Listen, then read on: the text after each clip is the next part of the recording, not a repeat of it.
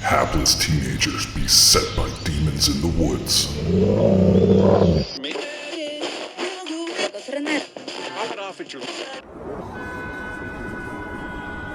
A strange new drug that turns art into murder.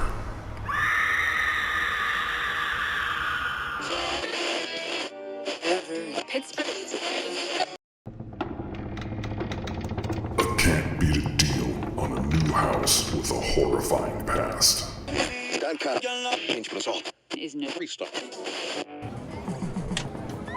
video game that might usher in the apocalypse.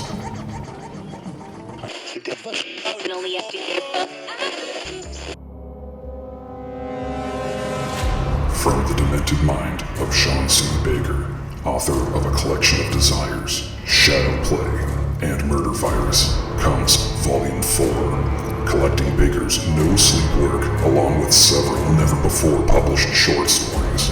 This 99-cent volume also includes the opening chapter of the author's forthcoming teenage giallo novel, Black Gloves and Broken Hearts, due out later this year.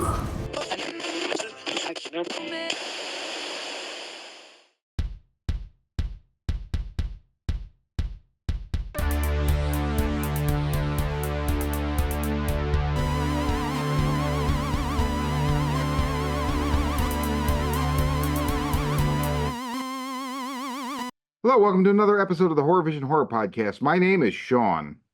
And I am Anthrax Anthony. And I'm Missy. And movie just dropped on Shudder a couple days ago called Daddy's Head. Terrible title, terrible thumbnail. But we're going to tell you, it's fucking worth watching. And we're going to tell you why. So this will be spoiler-free.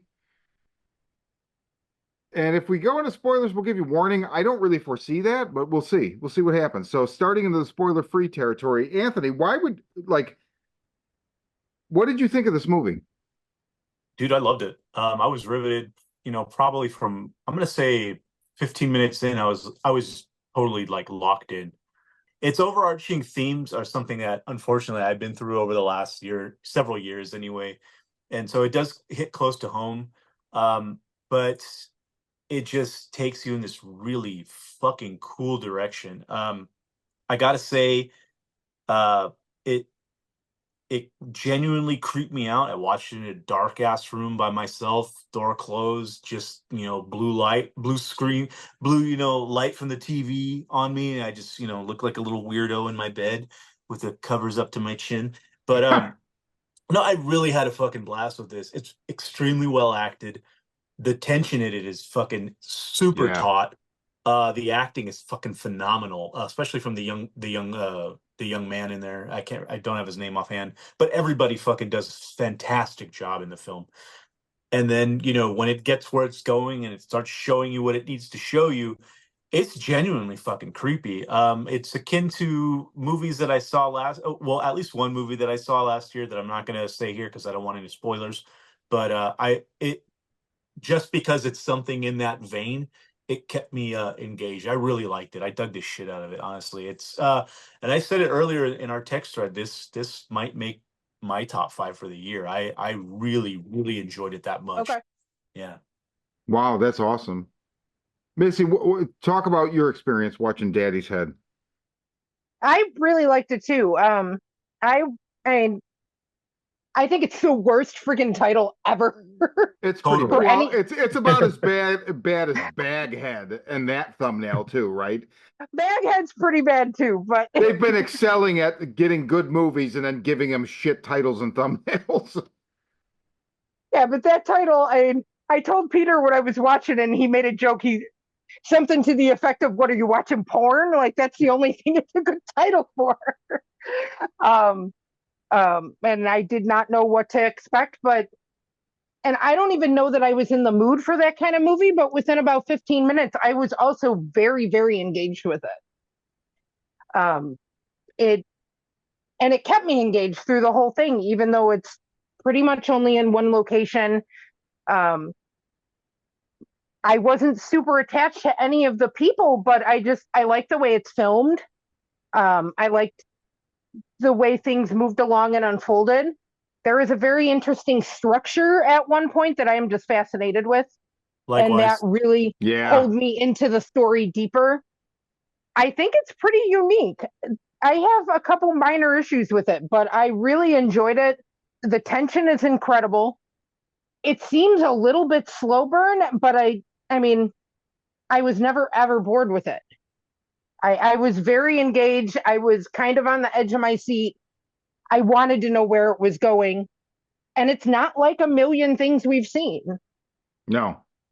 Like I thought it was pretty unique. And I think one of you just said it was a first film. So that's a pretty impressive first film. It's actually second film. So the writer-director, Benjamin Barfoot, he had another movie a couple years ago that I'm completely unfamiliar with. It's called Double Date. But other than that, it's shorts.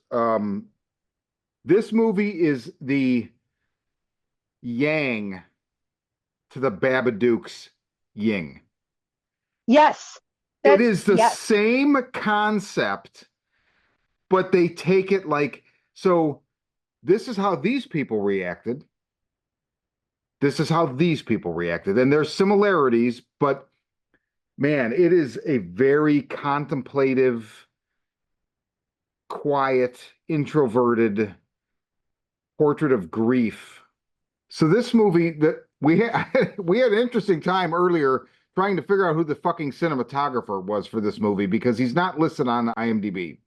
I don't even know what to say to that. But Mike Ridgway, I did find on Rotten Tomatoes. And the cinematography in this movie is absolutely fucking gorgeous. It just pulls you in. The cinematography, and it is one location, but it's Jesus Christ, what a fucking location, right? Like an elaborate house in, I don't know, it's either like the English or I think it's England, like in the countryside. But then there's the scene, right? With the dog starts barking. So that scene, from that scene on, it's like, oh man, I don't know. Like it still remains slow burn because you get that scene and you're like, what the fuck was that? And then they kind of don't go back to it for a while. But that was so expertly done. I thought that scene was just wow. I was blown away. Well, I hate the Babadook. I mean, that's no secret. I've said that before. And I had that thought at one point while I was watching this that it tells a similar story, but it does everything differently and it resonates better. Like I was engaged with this immediately. I watched the Babadook recently again with Joe Bob, and I mean it was better with Joe Bob, but I have more respect for it, but I still can't stand the movie. Right. You guys will never guess how many times I've seen the Babadook. None. You're not missing anything. None. I don't think you'd like it. But I feel like this movie does everything I don't like about the Babadook. This movie does it better or approaches it from a different angle. I could see that. I could totally see that. I wouldn't say better. I just think different. But it's okay. Better for me. Like this movie connected with me. That movie does not. Right. I understand what they're going for, but I have some kind of, well, I know what the disconnect is, but the performances, like Anthony said, Rupert Turnbull is young Isaac, the child. The basic setup is like this kid lives, his father's an architect, and they live in this like house that he built like in the English countryside, whatever. It's just gorgeous. Out in the woods.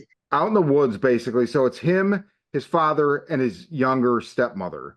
And you get the impression that his mother died.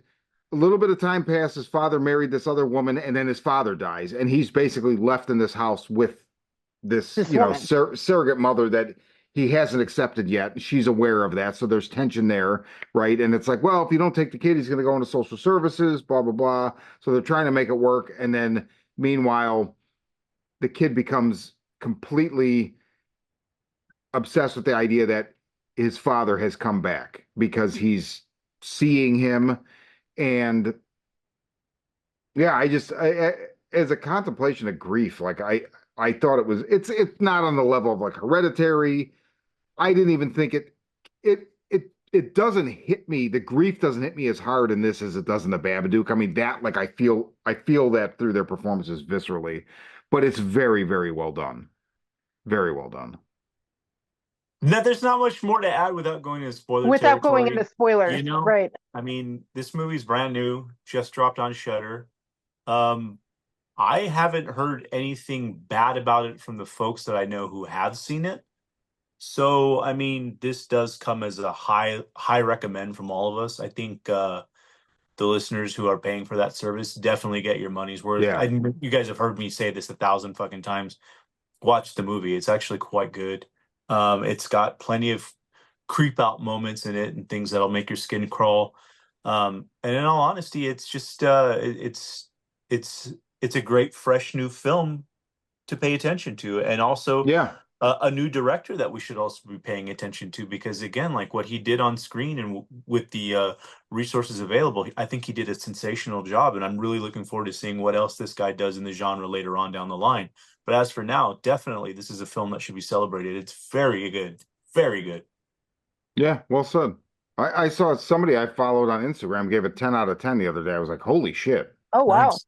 Yeah, I was really it's not somebody I know, just like a reviewer. I can't remember who it was though. I wanted to find the post again, but I mean Instagram's all ads at this point. So if I see a post, it's gone and I never get it back. This I would say this is for fans of the Babadook, but if you don't like the Babadook, I think you'll like this.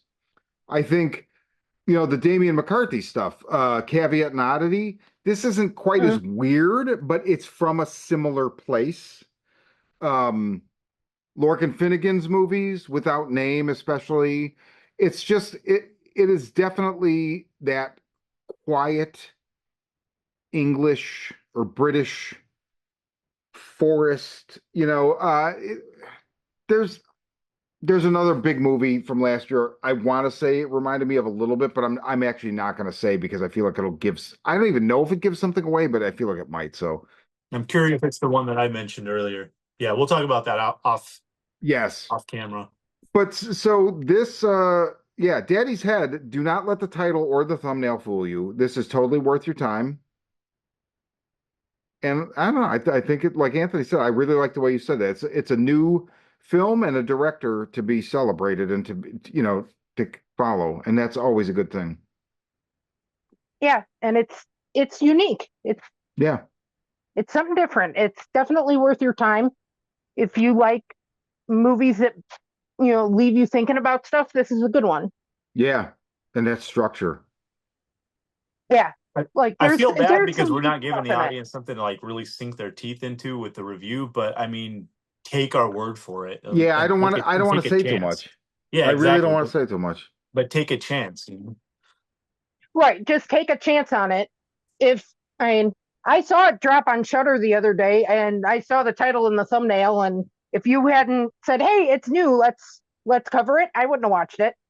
I had been hearing, like, I don't even remember now where or when or whatever, but I was aware of it before it dropped. I had seen or heard something that like put it on my radar, and I remember thinking like, oh, that title. I mean, okay, I'll let that go. I hate to keep picking on it, but I don't know what the better title is, but there's one out there. But yeah, I mean, I don't think it's going to be on a lot of people's radar, and that was kind of one of the reasons why I wanted to push for doing a little review of it, because I think it's worth watching. So I do too. Yeah. So that's Daddy's Head, and this is Sean's head. I'm Anthony the Annihilator. And I'm still just Missy. And nobody's going to join me. Okay, all right, fine. Fuck you guys. I'm going home.